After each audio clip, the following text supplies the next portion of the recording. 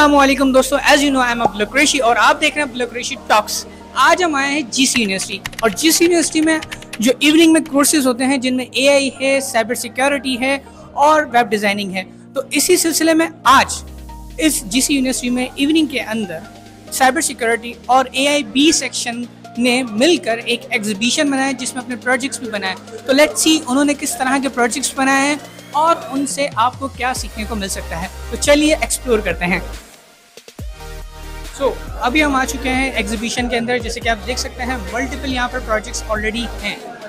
यहाँ पर एआईबी के जो हमारे टीचर्स हैं और हमारे कोलीग भी हैं, तो चलिए उनसे बात करते हैं। राफी अली, अस्सलाम वालेकुम। वालेकुम अस्सलाम। How are you?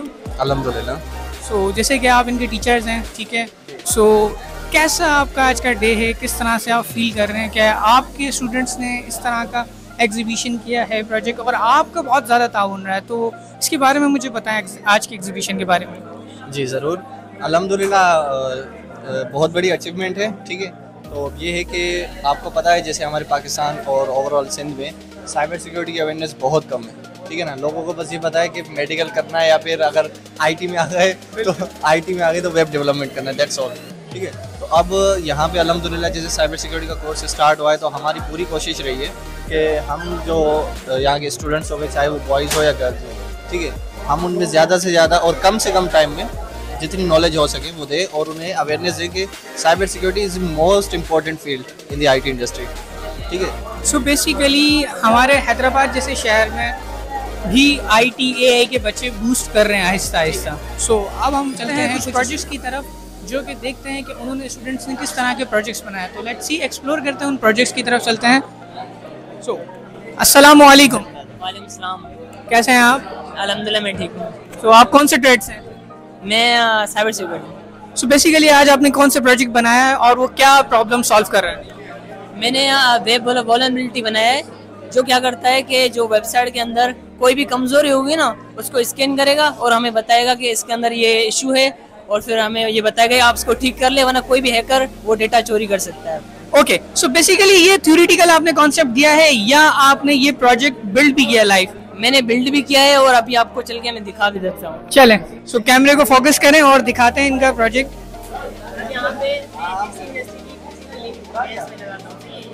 वेबसाइट की, और मैं जैसे भी इस वेबसाइट के अंदर जाऊंगा यहाँ पे मैं पेस्ट करता हूँ और यहाँ पे मैं स्टार्ट स्कैन भी करता हूँ।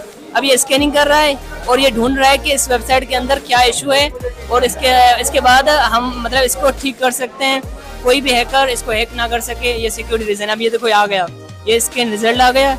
इसके बाद देखो इसने कहा कि सिक्योरिटी हेडर्स, मतलब कि इसमें हेडर्स का इशू है, ये मिसिंग है, ये मिसिंग है, ये मिसिंग है। मतलब एक्सफ्रेम ऑप्शंस का मतलब क्या होता है कि किसी भी कोड के अंदर कुछ भी मैं छुपा के एक बटन लगा दूं जिसमें क्या हो कि मालवेयर हो या कोई भी मैं किसी की डेटा ले सकूं, उस बटन को मैं रख दूं, कोई भी प्रेस करेगा ना तो उसकी डेटा सारी चली जाएगी। तो ये इसके बाद ये एसक्यूएल ये सारा कुछ बता रहा है। एसक्यूएल इंजेक्शन मतलब कि एडमिन पैनल जो डेटाबेस होते हैं उससे हम डेटा ले सकते हैं या नहीं, मतलब कि इसने कहा पॉसिबल ये हो सकता है, मतलब कि जीसी यूनिवर्सिटी के अंदर जो एडमिन पैनल है ना उसको हम हैक कर सकते हैं, इसमें पॉसिबल। अच्छा, बेसिकली क्या इसमें आपको सॉल्यूशन भी दे रहा है कि आप इसको इस तरह से करेक्ट कर लें? हाँ, ये हमें सॉल्यूशन दे रहा है, आप इसको सही कर लें, अगर नहीं करेंगे कोई भी हैकर आपको हैक कर सकते हैं। ये हमें प्रॉब्लम आइडेंटिफाई कर रहा है, ठीक है। अब मेरा सवाल ये है कि आप इसका सॉल्यूशन क्या है, इसको किस तरह से इम्प्रूव कर सकते हो आप? तो ये भी प्रॉब्लम प्रोवाइड कर रहा है। अब देखो आपने ये टूल यूज किया, आपने अपनी वेबसाइट चेक कर ली, इसमें ये मसला है। अब किसी भी डेवलपर को हायर करके उस वेबसाइट को सॉल्व करके इशू को सॉल्व करेंगे ना तो फिर ये वेबसाइट सही हो जाएगी और आप हैकर से बच सकते हैं। तो फैंटास्टिक यार, तो ये मेरे लिए तो काफी एक फैंटास्टिक चीज है। तो इसको लाइव करने का मूड है आगे आपको? हाँ, मैंने अभी इसको होस्ट करूंगा और इंशाल्लाह मैं आपको लिंक प्रोवाइड करूंगा, आप दिखा सकते हैं, आप यूज कर सकते हैं आप। जैसे कि अभी हम मिले हैं और यहाँ पर इन्होंने जो प्रोडक्ट बनाया है इनकी हम लिंक डिस्क्रिप्शन में भी प्रोवाइड कर देंगे कि अगर आप चाहें तो ये प्रोडक्ट यूज भी कर सकते हैं। तो चलिए अब दीगर और लोगों को एक्सप्लोर करते हैं कि उन्होंने किस तरह का प्रोजेक्ट बनाया है। लुक रखते हैं। अस्सलाम वालेकुम। वालेकुम सलाम। नाम तो हम आपका जान चुके हैं, अब आप बताएं कौन से ट्रेड से ताल्लुक रखते हैं? मैं साइबर सिक्योरिटी ट्रेड से हूँ मैं। ओके, बेसिकली आज का जो आपका प्रोजेक्ट है वो किस प्रॉब्लम को सॉल्व कर रहा है? मेरा जो प्रोजेक्ट है वो किसी सॉल्विंग के लिए, इशू के लिए, वो मिलिट्री बेस के ऊपर है और मेरे प्रोजेक्ट का जो नाम है वो टाइटल है वो है साइबर सिक्योरिटी है, लेकिन वॉइस क्लोनिंग का है। और वॉइस क्लोनिंग आपको जैसे कि पता है कि क्या होती है। वॉइस क्लोनिंग ये है कि मैं आपकी ही आवाज़ में कुछ भी डिटेक्ट करके मतलब अपनी ही वर्डिंग में टेक्स्ट करके कुछ भी बुलवा सकता हूँ मैं आपके। जैसे कि आजकल एक चल रहा है, एक पॉलिटिकल एक इशू चल रहा है कि जैसे कि क्या इमरान खान अभी जेल के अंदर है, तो उसके जो खिताब आते हैं, उनके जो खिताब आते हैं वो इसी तरीके से आते हैं कि उनके पास एक राइटर बैठा होता है, वो उनकी जो भी चीज़ें होती हैं वो देखते हैं, लिखते हैं और ऐसा है कि वॉइस क्लोनिंग करके मीडिया पे अपलोड हो जाता है कि उनकी ही आवाज़ में उनका ही खिताब एक चल जाता है। तो इसी तरीके से लेकिन ये हमने जो बनाया वो मिलिट्री बेस पे बनाया कि मतलब आर्म फोर्सेस के लिए बनाया कि वो यूज़ करते हैं। लेकिन हम जो करेंगे वो अनएथिकल है। हम एथिकल वे के अंदर ही हमें जो साइबर सिखाया जाता है करना चाहती है, तो वो यही बेस है कि इसका कोई मिसयूज़ नहीं करे, कोई कुछ नहीं करे, बस ये है। सो बेसिकली इसका बनाने का मकसद ये है कि गवर्नमेंट और या एक प्राइवेट कंपनी जो कि अपनी पॉसिबिलिटीज अपनी इजी वे के लिए ये यूज़ कर सकते हैं। During the exploration of project हमें कुछ स्टूडेंट्स भी मिले हैं, तो उनसे जानते हैं कि इस तरह के जो सेमिनार्स होते हैं, इस तरह के जो एग्जीबिशन होते हैं, उनकी लाइफ में किस तरह इम्पैक्ट करते हैं। ठीक है, तो बात करते हैं। अस्सलाम वालेकुम। वालेकुम अस्सलाम। सो आप कौन से ट्रेड से और आपका नाम? मैं AI सेक्शन B के ट्रेड से हूँ और मेरा नाम अहद अली मुगल है। आहत, आज का जो एग्जीबिशन हुआ है आपको किस तरह का लगा है और क्या इस तरह के और एग्जीबिशन होने चाहिए?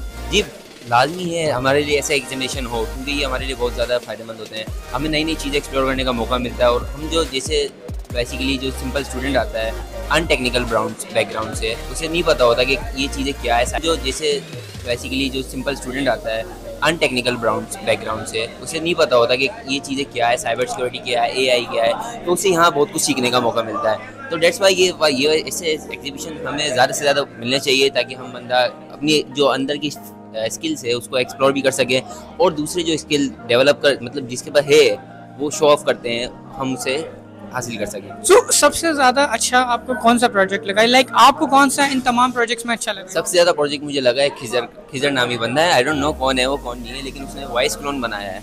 ठीक है, उसमें हम ऐसा है कि ह्यूमन की वॉइस बिल्कुल एग्जैक्ट क्लोनिंग कर सकते हैं। उसने हमें प्रूफ भी दिखाया है इसका, और मैं आपसे कहूँगा कि आप भी कैप्चर करें उसकी वीडियो वगैरह जो भी है। बाकी जी हम बिल्कुल उनको कैप्चर भी करेंगे। So thank you so much, आपने हमें टाइम दिया और हमें बहुत अच्छा लगा। Thank you. अस्सलाम वालेकुम। जहाँ वाईफाई की बात आती है तो एक ही दिमाग में आता है कि फ्री वाईफाई मिल जाए, या सेकेंडली किस तरह से किसी भी वाईफाई को जैम कर सके। तो इसी टेक्नोलॉजी पे एक और पर्सन है जिन्होंने वर्क किया है, तो चलिए उनसे बात करते हैं। अस्सलाम वालेकुम। वालेकुम सलाम। तो कौन से ट्रेड से है और आपका नाम? मेरा नाम अब्दुल रहमान है, मैं साइबर सिक्योरिटी के ट्रेड से हूँ। तो बेसिकली आपका जो एक प्रोजेक्ट है वो वाईफाई ट्रैकिंग के ऊपर है, तो इसके ऊपर थोड़ा इंट्रोडक्शन दें। आपने प्रोजेक्ट में क्या क्या बनाया है? ये इविल टू इन अटैक करता है, इसका मैंने नाम रखा है बॉक्स की शक्ल देखते हुए इविल बॉक्स। ठीक है, तो इसमें सबसे पहले ये करता है कि मैं जिसका वाईफाई